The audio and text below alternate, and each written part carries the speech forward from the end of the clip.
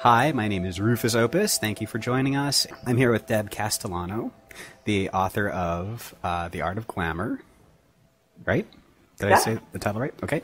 And also the practitioner of many different types of really cool home, almost hoodoo sort of fairy tradition, crafty awesomeness, and the proprietress of an online store called The Mermaid in the Cloud. Right. And the Glamoury Apothecary. And the Glamoury Apothecary. All right.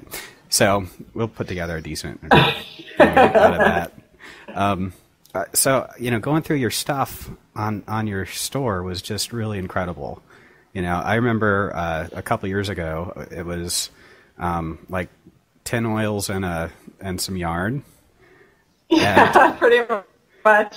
So I go and I'm like, I'm running out of this stuff. Talking to Jow, I was at a bar, just kind of hanging out. Jow pops up. He's like, "Hey, how's it going?" I'm like, "Hey, blah blah blah." And I remembered I was running low on the oils that I use to feed my talismans. And it's Aurora's Mojo Hand Oil is my favorite, and their favorite. They really they respond really well to it. I don't know what you put into it, but it's whenever I feed mine, I make little nom nom nom noises. Love for you, nom nom nom. Just like that's how you feed them, and I'm like, yeah, they seem to like that. So yeah, they whatever, they have fun. So one of the reasons I wanted to interview you, obviously, is because your store is great. It's had some kind of huge exponential growth. I mean, you how many different types of things do you have now? Hundreds? It's kind of close to that. I started out with 3 oils that I hand pressed, and now I've got, I want to say something like 20 ritual oils, including limited edition. I usually do seasonal limited edition. I just started doing soy candles for vigil candles that are fixed, ritual cores, and still the yarn, but also like hand painted scarves and all sorts of other goodies. I'm revamping my Goddess Folly line. I had done that years ago. So you.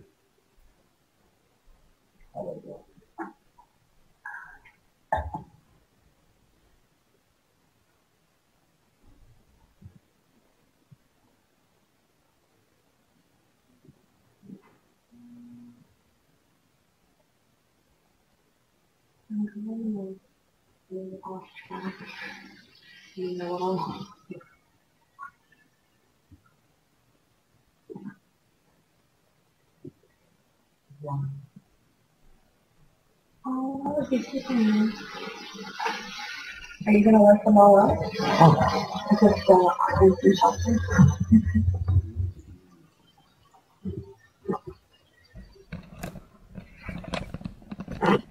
Okay, so I'm drinking a Sangiovese Toscana. It's called Belial. Oh, fun! I'm drinking. Yep.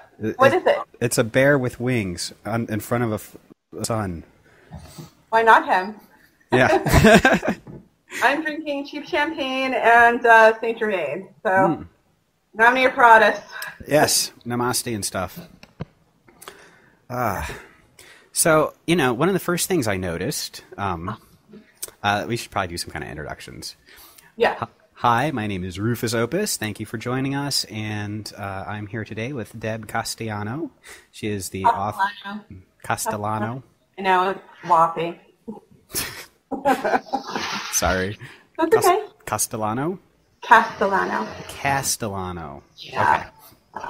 I'm here with Deb Castellano, the author of The Art of Glamour. Right?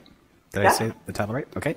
And also the practitioner of many different types of really cool home, almost hoodoo sort of fairy tradition, crafty awesomeness, and the proprietress of an online store called The Mermaid in the Cloud. Right. And the Glamoury Apothecary. And the Glamoury Apothecary. All right. So we'll put together a decent thing out of that. So, going through your stuff on your store was just really incredible. I remember a couple years ago, it was like 10 oils and some yarn. Yeah, pretty much. So I go and I'm like, I'm running out of this stuff. Talking to Jow, I was at a bar, just kind of hanging out. Jow pops up, he's like, hey, how's it going? I'm like, hey, blah blah blah. And I remembered I was running low on the oils that I used to feed my talismans. And yeah, it's Aurora's Mojo Hand Oil is my favorite, and their favorite. They really they respond really well to it. I don't know what you put into it, but. Whenever I feed mine, I make little nom nom nom noises. Love for you, nom nom nom. Just like that's how you feed them, and I'm like, yeah, they seem to like that. So yeah, they whatever, they have fun. So one of the reasons I wanted to interview you, obviously, is because your store is great. It's had some kind of huge exponential growth. I mean, you how many different types of things do you have now? Hundreds? It's kind of close to that. I started out with 3 oils that I hand pressed, and now I've got, I want to say something like 20 ritual oils, including limited edition. I usually do seasonal limited editions. I just started doing soy candles for vigil candles that are fixed, ritual cores, and still the yarn, but also like hand painted scarves and all sorts of other goodies. I'm revamping my Goddess Folly line. Here we experience some technical difficulties, and then we get back on track with the soy candles. All right, so sorry about that. No problem. All right, so you were saying you had just started making the soy candles? Mm-hmm. And they have, they're fixed with glitter and an herb that is associated with the deity, and then like a little prayer or poem to that deity, and then a little thumbnail-sized image of the deity with that. And soy apparently burns for a really long time. Like they'll burn for 75 hours. Which that's great. Yeah. Yeah, that sounds awesome. So you've put together your own kind of approach to this occult thing that we do. Yeah. It's strongly influenced by spirits, and I don't know what all were the foundations of your art. My origin story is incredibly dorky. Oh. Not like mine.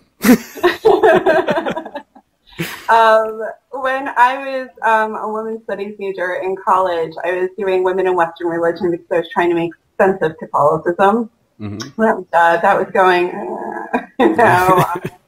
well, in terms of, the more I was learning, the madder I was getting. And I was like, well, it would help if you weren't logical and rational and didn't actually read what people wrote about their beliefs in that particular religion. So pissed off. I'm like, you sent me to college. You're like, go learn things, think for yourself. And, I start doing that. Yeah, she didn't mean it. That's not what I meant. That's what I said. No. So I was teaching women in Western religion, and one of my tasks was to go to a religion that's not my home religion and see their service. And my best friend at the time, her mom had... her stepmom, had a Dianic circle. And I was like, well, that seems to kind of go with what I would be interested in at least seeing, and I was always a little curious about, Wicca. Back in the day, it was like, the craft was out and all that other good stuff. And I was like, okay, well, let's see what this is like. And it was a really nice feeling. So I tried to start seeing if I could kind of meld the two. And my mom's like, you turned your back on 400 years of tradition and everyone else. Yeah, like, okay, cool. And, well, she sees it as, I think she sees it sort of as evolved from this, but you're going back to that. Like, why do you want to be involved with like rocks and trees and stuff? I thought we agreed we weren't doing that anymore, So that started to kind of gel with where I was in that place in my life, and I still have that as part of my background for sure, and still go to Dianic rituals and stuff. But I started to feel like, well, like everything else, so I had a boy. At the time, I started dating a pagan boy, which was so exciting because all the boys I dated were just pagan friendly or whatever. They're like, oh, this thing you do, sure. And I was like, okay, so now I'm dating a pagan dude, and he can't come to my circle or anything. So I started looking to find a group that was co-ed. Mm-hmm. And I found an ADF grove that I'm still part of. And during this time, I also just started doing like a lot of self-exploration and getting into a lot of things. Hoodoo actually sort of really started to make it all come circle around. Like once I started looking at Catholicism as some people of the Jewish faith look at their background, that it's cultural versus spiritual for them. It all got to be a lot easier for me to kind of mesh it all together. All right, that makes sense. When did you start running into the fairy tradition? The fairy traditions actually also reclaiming and fairy also come from the same place. Mm-hmm. So a lot of Dianic Wicca kind of has the same roots. So it all started there. I started getting a little more into it with like Thorin Coyle's work, and then Cora's work, of course. I like how practical and down to earth she is, and both of them in their different ways. I mean, I find Thorin to be very modern, and Cora was very practical. Like, she had nothing, and I appreciated that. Mm-hmm. Yeah. So my introduction to fairy was entirely through you. I had never heard of it before. You saw my posts about fuck the fucking fae, something like that. Something totally embarrassing now at this point. But I thought of fairies as like fairy Wicca. Let's turn all of the elemental spirits into fairies, and they're like all light and butterfly wings, and that would be lovely if they were. That would be lovely if they were. That's a nice idea. Right. I mean, and it had nothing to do with actual fairy traditions like the brownies and the red caps and the little shits that are actual little shits. Motherfuckers sometimes. They're not a lot of fun so I mean, of course I used to make fun of it and stuff, and then you said something in a comment once, this was like 3 or 4 years ago. I think it was you. It might have been Zhao. I don't remember, but it was forgive him. He knows not what he does, or something like that. And I was like, what? Wait, somebody I respect is actually taking this stuff seriously. So I started looking into it a little bit, and I kind of understood that it was influenced by Huna and whatnot, and it was just so weird to me, coming from my Pentecostal Protestant Christian ethos. I think the Pentecostals would have had you like really ready to accept that kind of thing, getting all ramped up for all of that. Sort of, but at the same time, there was so much of the like the poly thing, and I have so many freaking issues when it comes to sexuality, of course, as a Pentecostal based Christian. It comes like that, how in the package. So anyway, I didn't understand it, and I saw that you were into polyamory and alternate lifestyles that it was just so confusing to me, but you were still making it work, and I was, my expectation was it would be a nightmare and you would have a complete shit life, and there's no way any of this could actually work because it's not what I believe and practice, and how could it possibly be effective for anybody else?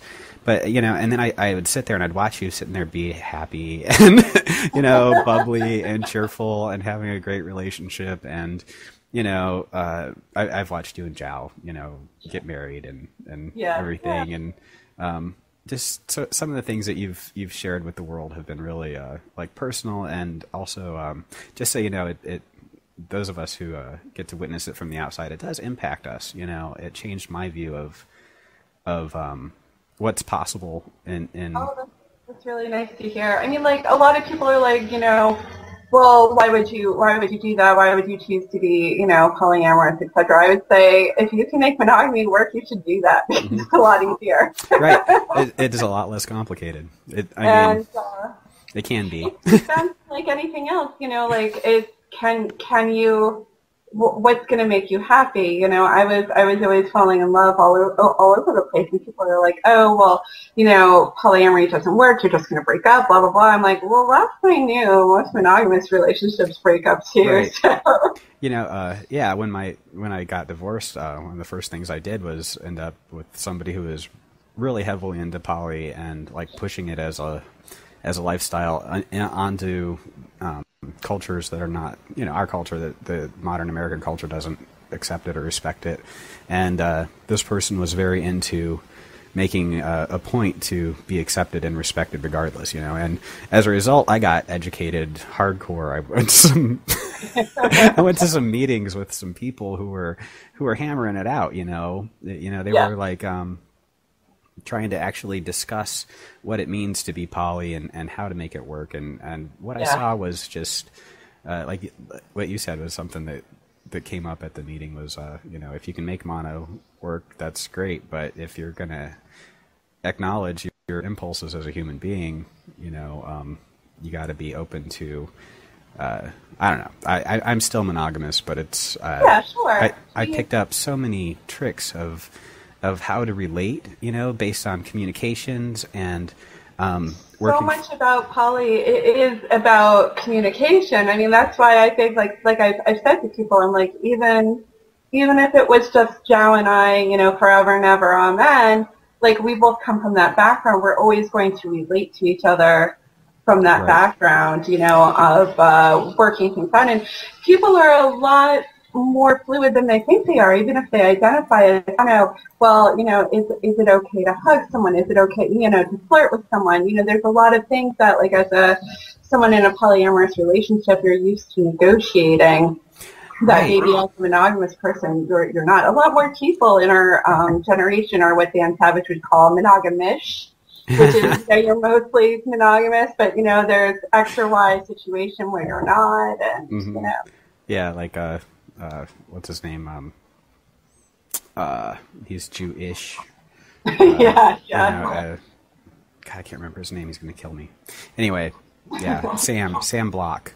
You met him at Crucible, I'm sure. Yeah, no, he's great. Yeah, so he Jewish, but yeah, I mean, I think that a lot of the skills, I think everybody could benefit from actually exploring some of the relationship techniques that have come out of polyamory and the culture that is also linked strongly with the fairy tradition, It's an East Coast thing, and I will say East Coast poly and West Coast poly tend to be different. Not everyone's, your mild children vary, blah, blah, blah. That's a broad generalization, but like West Coast poly tends to be, I don't feel jealous, and whatever happens, and, we have our general agreements. It's full, like, East Coast poly, every time, like, anyone's doing anything, like, you're basically sitting down to a mafia-like negotiation question. Well, all right, so, I mean, it might feel that way sometimes, but, I mean, you're communicating, what I walked away from my explorations, and it was with this checkpoint thing that I do to this day, like this morning, Harper and I touched base on a couple of things, and it's just this comfort in communication that I've never had in any of my relationships before that, and just so you know, Harper also comes from a fairy background. She does. Awesome. She has left it behind to pursue the OTO and Thelema thing these days. But I mean, if you can, you can't see the room I'm in, but there are about 4 or 5 huge bookshelves full of books, and there are entire racks devoted to fairy. So I've been able to pick up on some of that since then. So. Anyway.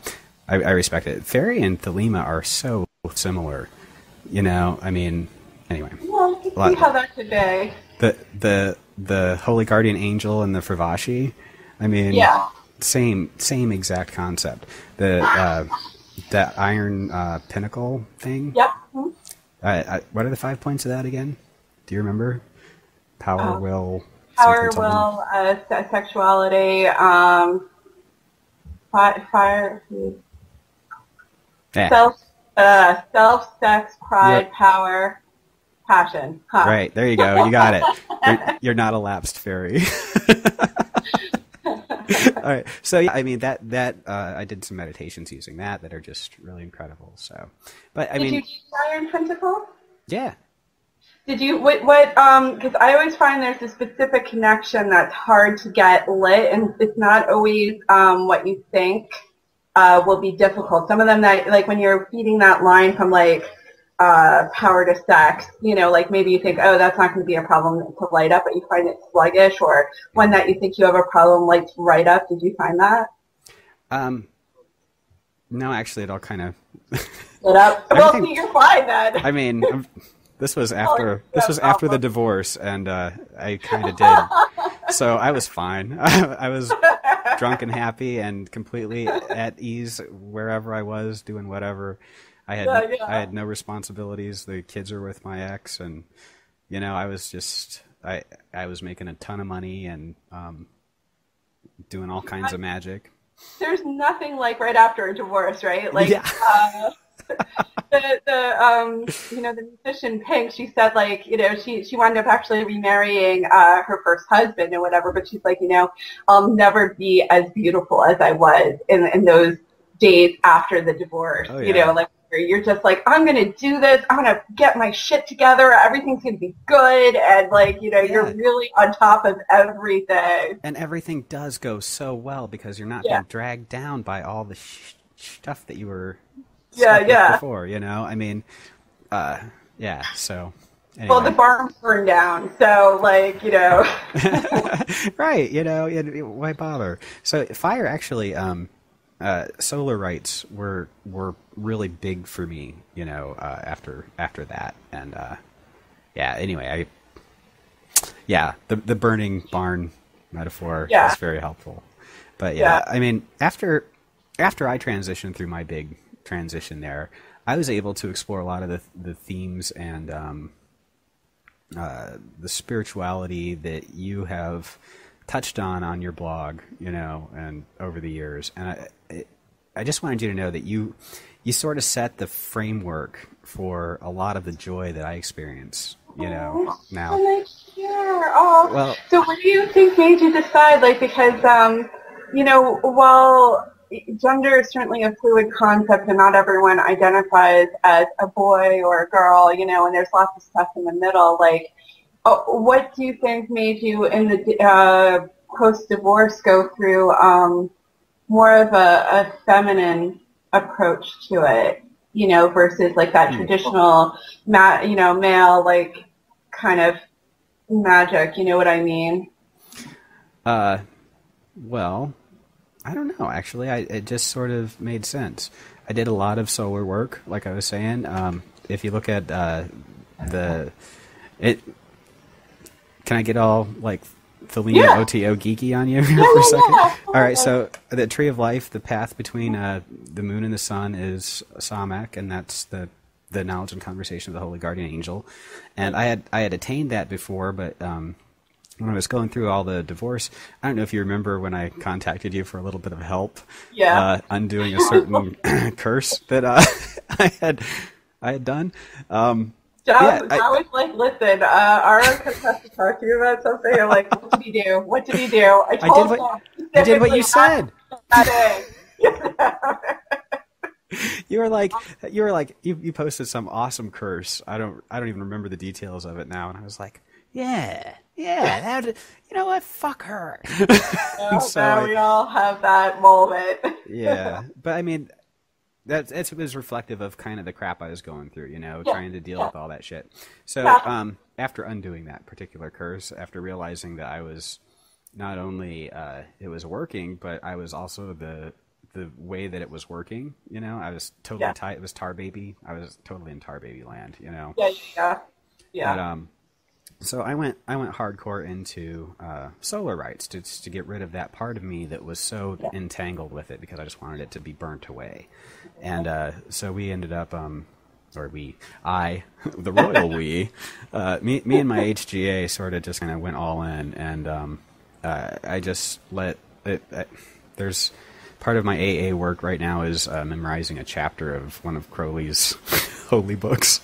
Yeah. From the outside, it looks kind of weird, but there's this part where it talks about mingling your pleasure and your pain in a supreme offering unto Adonai, right? And Adonai represents your holy guardian angel. So I was like, you just take everything, and I heaped it all into the sun, and I was like, and I'll carry on. And when I did that, all of a sudden I found, all right, so the first person I met after my ex that I ended up in any kind of emotional kind of relationship with was, I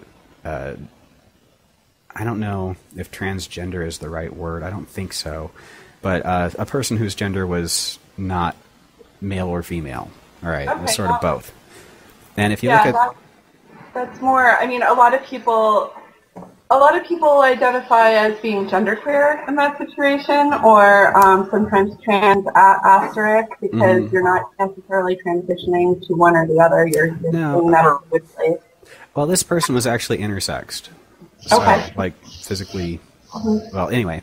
I'm doing all these solar rites and this Librasonic stuff, and if you look at the art card, it's a male and a female combined, and it's the holy hermaphrodite, you know, and I'm doing these rites, and the holy hermaphrodite pops up in my life, and I'm like, oh, this stuff really works. So, I mean, your question about what got me into that more fluid gender dynamic, magic, just doing the work. Doing the work results in a phase where when you are ready to mingle the opposites mingle. So absolutely. Very cool. Yeah. But anyway, I blame you. So I'm a bad influence. I know. My best friend You're a great influence. You're a great influence. So that's another reason I wanted to interview, is because I don't think you get enough press, frankly. I don't think that enough people are aware of some of the work that you've done. You've written for Witch Fox. You're a pretty prominent pagan, and in a small pond you are a really big fish, but I don't think that people... I write a lot also for witches and pagans, and sometimes it's like 50,000 people reading it, but like nobody says anything. So I feel like I'm shouting at the universe, and then people don't know what to say, or they don't. I don't know. Yeah. One magician once put it in something about pearls and swine, I think. So yeah, I think that more people need to understand some of the work that you've done and how valuable it is and what kind of contributions you're making. I think Gordon White appreciates you in a way that he's amazing. He sees your value in a way that I don't think enough people do. So, but yeah, I mean, so anyway, getting back to your... I'm sorry, go ahead. Yeah, I talk about a lot of stuff that people are like, I don't know that there's a place for it in my life. Like, I talk a lot about glamour, and I talk a lot about the news, and I talk a lot about things that people, I think, view as auxiliary, like just not needed, not like, well, what is this going to get me? It's like, well,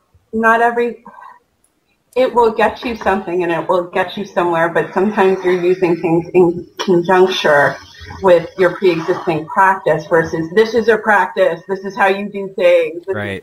It's like it's to enhance your current practice, not necessarily to start a new practice, which, let's be honest, we don't have time for a new one anyway. So. No, and it's not like, anyway, you're talking to someone who has to slog through AA stuff and OTO stuff now, and I don't know how I ended up with that bullshit. I know, there's days where I'm like, I don't know how I got here either, but here we are. Right, and So, the little things that you do, like your kitchen witchery stuff, and by little I mean like, it doesn't seem like major, huge rituals, you know what I mean? Like, not ceremonial magic with incenses and candles, a certain number of candles and sticks and steps and signs and knocks and God forms and I feel a little bit of that just because finally I was like, all right, I can't just keep talking shit about all this and not do it, so. Right. But you've incorporated it in your daily life, that's something that, that in my opinion, it happens to people who are at a certain level of spiritual awareness. You aren't looking for the actual physical manifestation of a demon in your living room on a Saturday night. I don't have time for that. Right? And the smell. How you contain it? Yeah, no, I don't have time for that. I'm doing work for my day job and also my shop and trying to write and trying to blog. There's just that's been a big part of it, time management, man. Right. And they don't call it asphatita for nothing. So. Right. Oh God, yeah. Yeah. But I think that's that sort of nonchalant, magical thing that you do. In the art of glamour, one of the things I liked about it the most was how it was just sort of you incorporate it without it becoming a major focus. It's like putting on the eyeliner without putting on the fake eyelashes. Yeah. And I think that's kind of what turns people off, because I think people are like, okay, well, present to me a full system and then I'll take the pieces that I like. And, I'm like, well, you already have a system. You already have a system you're using. Why do you need a whole new system for you to mostly ignore? Right. And not use? And instead, I compare it to, it's okay, you've got the cake that you baked, your daily practice, whatever it is that you do, be it OTO, be it, ceremonial, be it, Buddhist space, be it whatever that you're already doing, that's your cake. Glamour, work with your muse, that's the croque and bouche, which is a French kind of thing where they build this cage out of sugar that would go around and on top of the cake. And wow. It's this beautiful melted sugar with glitter and edible glitter and all this stuff. Do you need the croque and bouche? No, but is your practice more beautiful and more full for it? Of course it is. It's something like if the other person next to you doesn't have the croque and bouche and you do, and you have the same stats, who do you think is going to get somewhere? Right. The person with the croque and bouche, So let's talk about getting somewhere. All right. Right. So over the last few years, you went from 3 oils and a couple of colors of yarn. Yeah.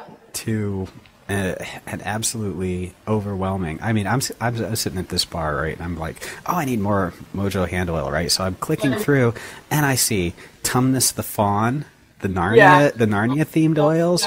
I can't wait to get that. By the way, did my order ship? I think you're gonna. Yeah. I'm gonna ship it on tomorrow. Actually, Monday. Great. Because so that was. I'm really eager to see that. The artwork that you posted was from a book that I had, and growing up in a Pentecostal home, the only magical things I had were Narnia. Yeah, no, I love that. I love that you knew the picture. That made me so happy. I was like, oh, that was so sweet. And a lot of people were responding to that. I was like, okay. Hilariously, no one wants to be the White Queen, though. Nobody wants that. Let's talk about that. I saw that you were discontinuing your Jadis oil. Yeah, no, I have given so many samples with so many orders. Either it's the smell itself, which is possible.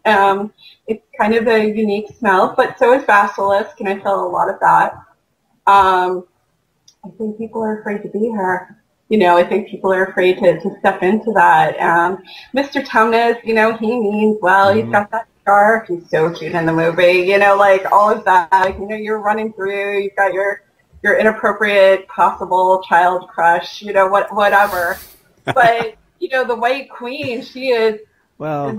She's beautiful but terrifying, and she's there to fuck up situations. That is her purpose, and she doesn't care about anything except what she's trying to do. And I'm like, why would you be turned as a magician? Why would you be turned off by that? Isn't that what we're all trying to do? Exactly. Right. So if I might make a small suggestion, Maybe rename it the White Queen. Yeah. And put Jadis in italics underneath in smaller font.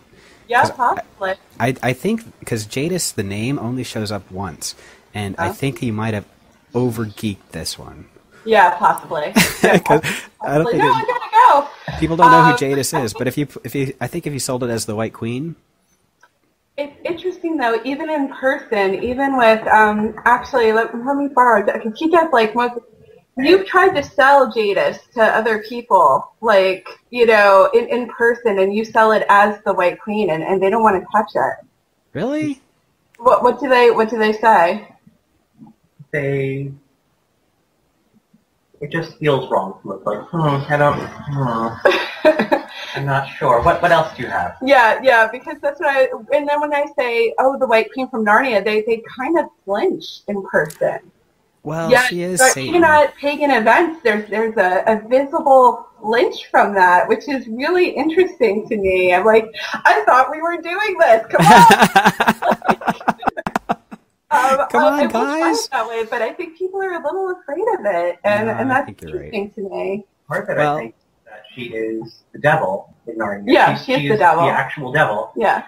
And she's a feminine version of the devil, which folkloric, like there's tons of that. And the devil will appear as this fairy queen, who is beautiful and terrible. Yeah, people are afraid of that, and that's what I'm kind of trying to weasel glamour into. I'm like, don't you want to be that? Like, but it's also like, okay, totally dorking out here, and this is not my fandom. That's His Highness's fandom over there. But like with Lord of the Rings, we've also got what's her face.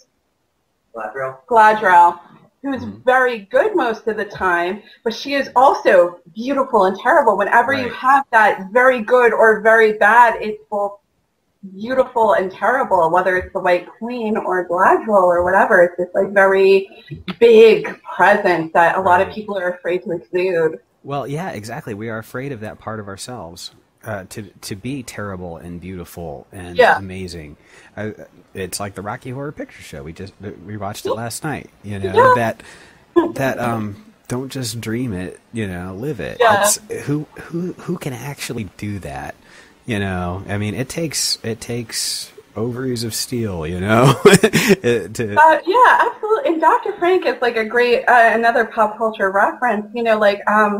Back in my college days, I certainly used to go and all of that because at the time, if you were at all alterna, whether it was because you were pagan or you were gay or pansexual, bisexual, whatever, that was a place for you to be accepted. And it was always really interesting seeing who would do, Dr. Frank, and like you had to have that presence. If you did not have that presence, it was not going to work. Your whole night was blown. You had to make that entrance. Like one of my close friends, I was there when he bought he's totally straight and all of that, but he wanted to be Frank. And I was there when he bought his first, pair of heels. I was there, and you have to go in full on and you have to really commit to it in a way that you don't have to commit to other things in that particular movie. Like you can kind of half-ass it as Magenta or whatever, but you have to be fully fucking committed to be Frank, and sometimes some women playing Frank were really, really good too, but like especially as a guy, especially if you were a straight guy, to come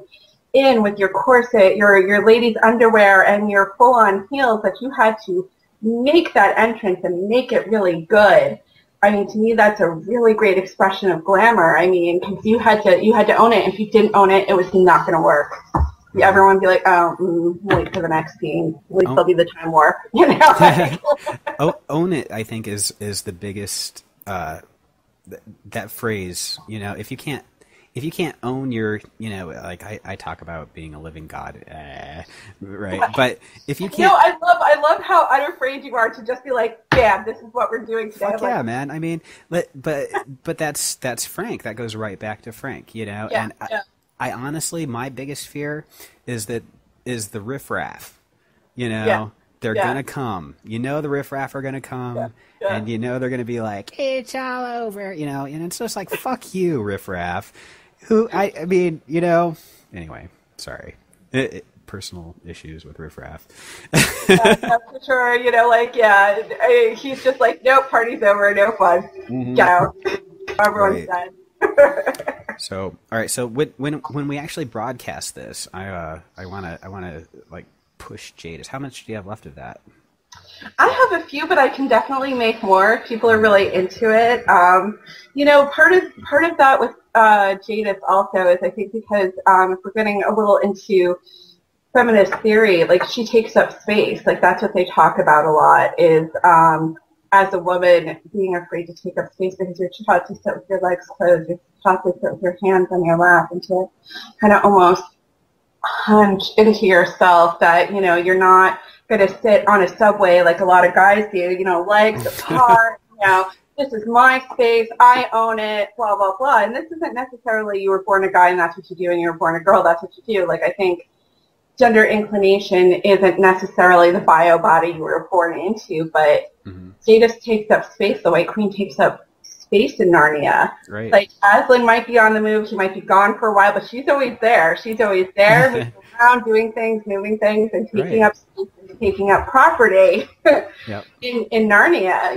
And she comes and goes a little bit, but she's always there and in your face, not like, like little Lucy. I always love little Lucy. So little Lucy doesn't take up space, and poor Susan, who, the last book, which makes me so aggravated. Oh, yeah. When she was just like, when she got all into lipstick. She like boys and lipstick, so sorry. Fuck her. Just to do glamour. You might not get to go to Narnia. However, if you're the White Queen, they always have to take you. Exactly. They can't get rid of you. You're a part of it. Yeah. I'm with you. So I really like the Narnia-based stuff that you have there. So I'm looking forward to it. Thank you. Thank you so much. But yeah, let's try to sell you out of the Jadis stuff. But you got to double the price. Sure, for sure. I would love that, and it's definitely a very glamorous kind of sense. Let's make sure that everybody knows it's not for everyone. That most people absolutely can't handle it. It's a very strong scent. It's a very strong taking up space sort of scent, like she is, and it's got winter overtones, and it's got some of like the House of Chanel stuff, which is a very strong, traditional scent, but like you have to be willing to wear that, like Marilyn Monroe would wear it. Right, because she knew who she was. She knew what she was. Well, getting more recent, like if you were into, Gossip Girl and all of that, Serena van der Woodsen would wear one of the more recent ones. I believe it was Castell she would wear. And while she's no Marilyn Monroe, she is kind of a beacon in glamour in the current. Blake Lively has her own empire now. So, maybe she's no Marilyn Monroe, but at the same time, she's got an empire and, married to another hot actor. So that's working out okay for her. Like, it doesn't seem like a bad situation. You know? The only people complaining are the people who aren't part of it. So. Right. So. Okay, so was there anything else that you wanted to address? It looks like we're coming up on the 12 o'clock hour. We're past it, technically. I'm always curious. I was haranguing Joe about this earlier, and I'm curious for you. I think part of what turns people who identify as male, glamour is a very feminine sort of thing. Like, what do you feel like as someone who does identify as a male, like, what do you think you could use glamour for? Because I think that's part of it. I'm like, money, sex, power, man. Like, but guys, no. Well, all right. So one of the things you also sell is the Gents for Jupiter oil, right? So my experience with Jupiter has been almost entirely about glamour. All right.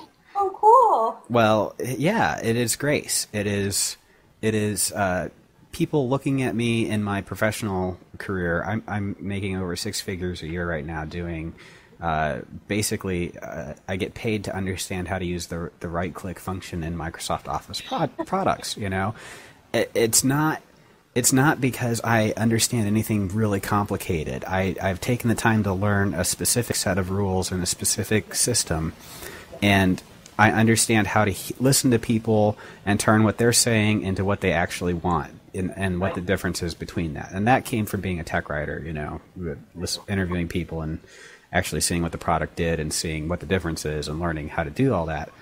But yeah, I mean, I my current job was a 3-week contract. Oh wow! I signed on for 3 weeks because the money was stupid amounts, and I was like, oh yeah, you know. And it was a test to see how things work here in Minneapolis, because we had just moved here, and I was like, okay, I'll test fly this, you know. And the 3-week contract turned into through the end of December. This was back in October or something, right? So it went through the end of December. Now they've extended it to June, and they're talking about at least another year. Oh, wow. At stupid amounts of money. And I'm like, how can you afford to pay this much for a... And they just basically like me. They like me.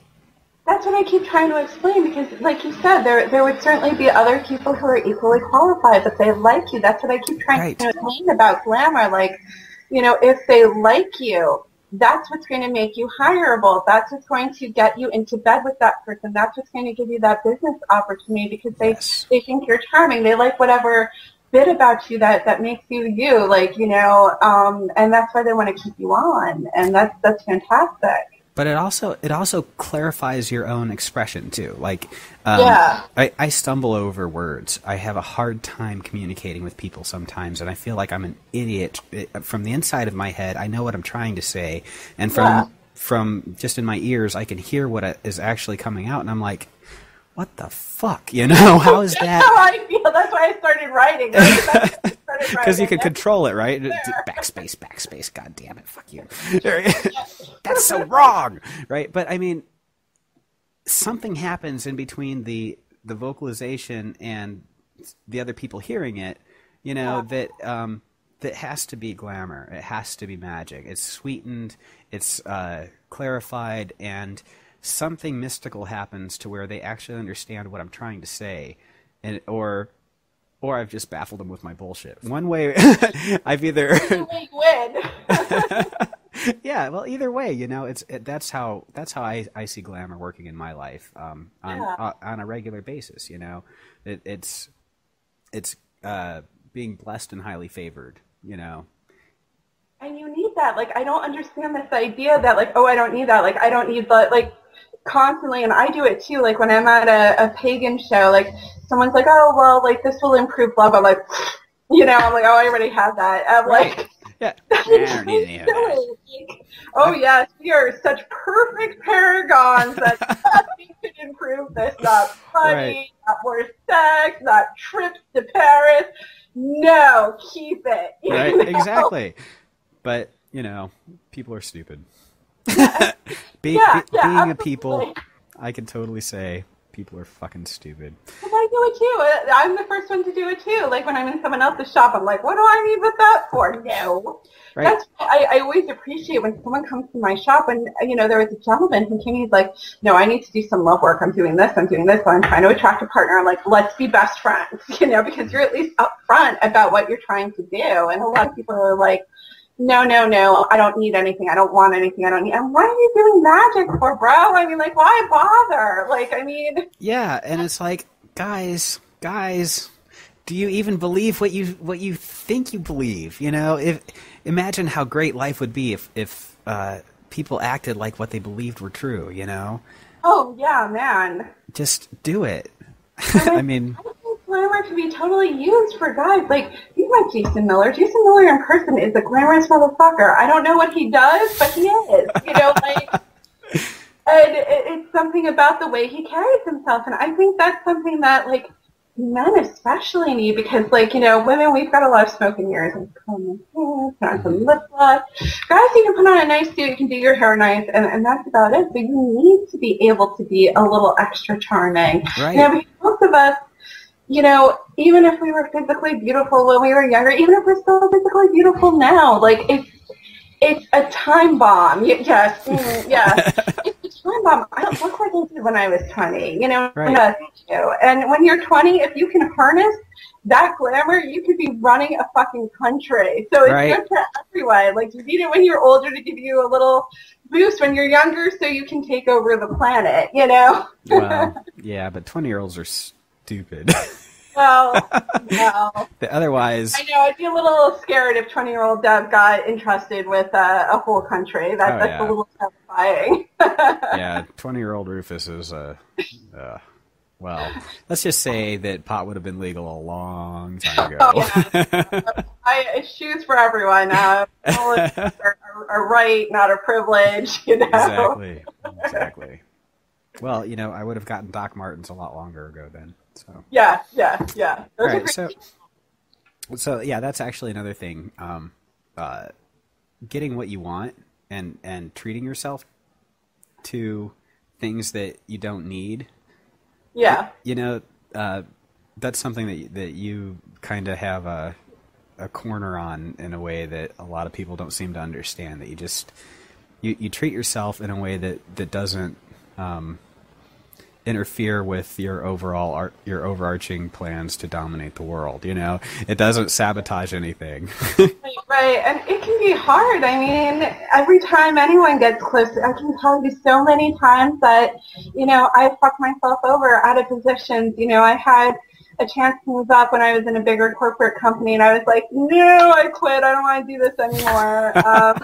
I was pretty close to being the president of the National Organization for Women in New Jersey, not the New Jersey chapter, not the whole national chapter, but the New Jersey chapter. And I was like, this is getting difficult, you know, and like it's always that inclination to just like stop yourself right before you're going to get it. Mm-hmm. And I mean, there's also a little bit of truth to that adage, be careful what you wish for, because I know a few friends in my circle who got exactly what they wanted or thought they wanted, and they can't figure out why they're not happy. No, that's not it. You know, because what they wanted.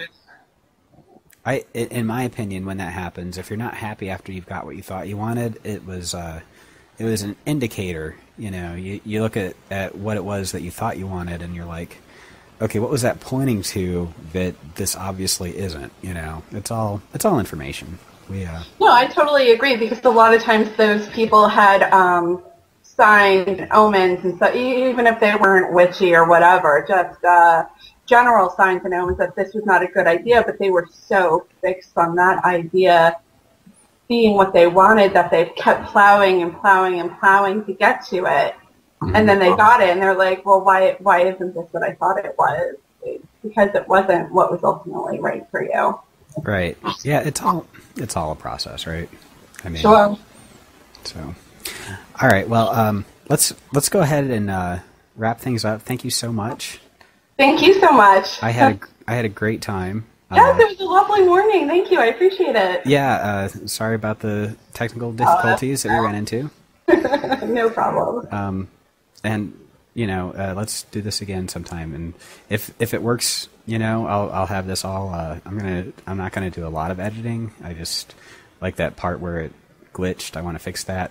Yeah. And I'm gonna try to get this out as soon as possible. And great. Get people heading to your store before. What is your last ship date? My drop dead date is December 12th. December 12th. Okay. Yeah, no pressure. So yeah, let's see what we can do here, because your products are really useful, you know, in a way that a lot of things aren't. You know, frankly, my book that I just wrote, you know, it's useful over. By the way, I meant to say that. Yeah, you know that. I can't wait to read it. It's useful over time with practice and incrementally.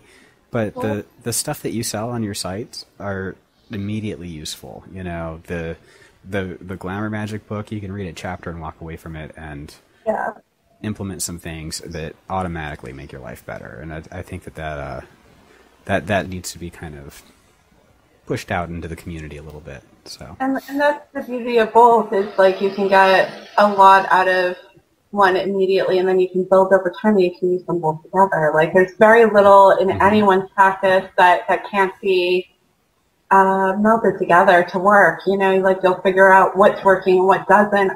Gordon White used to say, like, you know, if the shark's tail starts swishing really angrily, that's when you know that it's not working. And, you know, bad spirits are sort of the swishing tail. If you don't see the tail swishing, then it's okay. You know? Right. So, all right. Well, okay. Well, thank you again. It's always a pleasure. Much. Always a pleasure talking to you, and we should do this again. For sure. And if you're up around New York, we're going to start our Old Gods and Indoor Plumbing cooking show / magic show. So we would love sounds to have awesome. you sit on our chef stool. I would love to. We would love to have you. You and Harper, that would be so fun. And of course, I can't wait to actually do that with Harper at some point. I think that would be awesome. Well, that about wraps it up for this particular interview. I really had a great time with Deb. I can't wait to talk to her again as soon as possible. She was very charming, very lovely, and I hope you guys enjoyed it as much as we did. Thanks.